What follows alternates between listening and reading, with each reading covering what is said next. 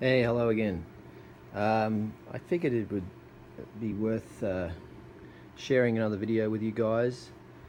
Um, I was thinking about this experiment a little bit more, and I decided to rip apart the coils that Maxim sent me to see, what was in there, see if it was a scam all the way from the beginning or not. But when I started digging into these coils, a lot of work went into making these things. And it was really difficult to get them, get all the epoxy resin coating off them without damaging them. But I seem to manage to be able to do it, and you can see, it's wound pretty well, and he's protected them. I mean, it looks like they were built to last. One thing that I did learn is that what was inside of them, and you can see that there's another tube here, but this tube I thought went all the way through. It only goes about this far, and so it's about that far on each end, and then the wire just continues to the other end. So I'm not sure if it's clockwise or anti-clockwise, but it's the same with the main coil. There's just a second coil about this long at the end, and then same at this end. You can't really see it, but you can see all the way in there now, and it's only about this long. So I did this diagram for you guys. That's how I have it wired according to the diagram that I was sent, and you can see you've got the main Tesla coil, and then inside the coil you've got this other winding on each end. I'm not sure how many turns on each end there is, but the problem that I found was this wire. When I opened this up, this wire was broken. When he put it together, this was snapped. So I thought, oh man, maybe something this works after all, because there was a problem there. That was broken. I fixed that. And then what I'm not sure about is if this is supposed to be connected to here. I have a question mark here because the main Tesla coil wire is really thin. It's like a hair, it's really small and easy to break.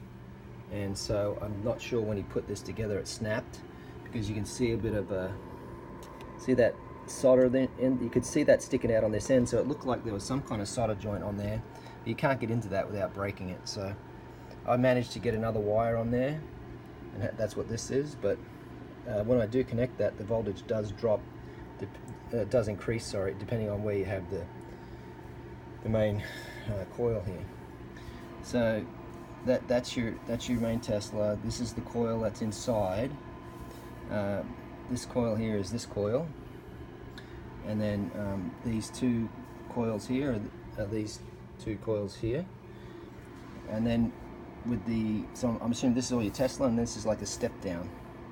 I believe this is what this is, and that's what this is, and that's the same deal. It's just a little coil at each end. I think it's to get some kind of resonance going or increase the voltage. But that's the diagram. I don't know if this is of interest to somebody. I just wanted to put this out because I totally felt like this was 100% scam from the beginning, but after pulling all this apart and looking at it, I just don't understand why someone would go to this much effort just to scam you.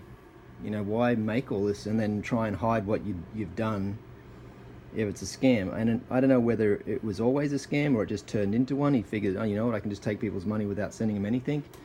I mean, I got some people out there, Stan, if you're listening, you who's really great with trying to follow up with emails with Maxim, and he basically was trying to scam him too. So it seemed pretty obvious that that's what it was, but whether it started out like that, I don't know. Why would someone go to all this this effort, I guess, is the question I have. And the other question I have is, why hasn't anybody else come forward that says they were scammed like me, unless I'm the only dumb one out there? But I would have thought that I would get quite a few more, and also no one's actually come forward to say that they got a unit that was working. I'm kind of more inclined to think that those people probably wouldn't come forward to tell me if they had a working model, because they probably don't want to be known. But the people who got scammed, I would think that they have no problem telling me what happened. Anyway, I just thought I'd share that with you, just of interest. Maybe there is something to this device.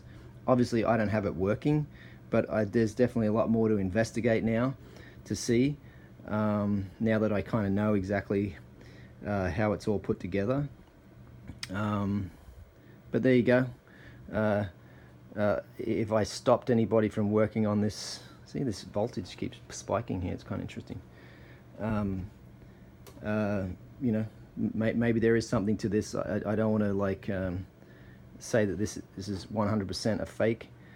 So far it is, because it doesn't work, but obviously a lot of effort went into this to build it, and he did quite a nice job. I mean, there's thousands of turns of this small wire on here, so the voltage must be huge. It's I can't measure it, but I'm definitely not getting the voltage that I would think, because otherwise I'd see a huge spark at this end, and I'm not getting that. But I don't know whether that's because I have these induction coils wrapped around it. But anyway, thought I'd just put that out there, and hopefully it's helpful to someone. I thought it was really interesting to see this, I don't know if it's a resonator coil or what this is inside here, but it definitely, I can show you like this. You can see this is, and this lights up now all the way pretty much down when it didn't before. And then the other thing too is, like right now it's 90 volts coming out of this thing. I got 13 volts in at 0.8 of an amp DC into this circuit. If I move this, just move this along a little bit, obviously you can see it's dropping voltage now, around 50 volts. But if I connect this to the base, oh, I was getting like 300 volts out of it if I put it in the right spot, so, which was really interesting.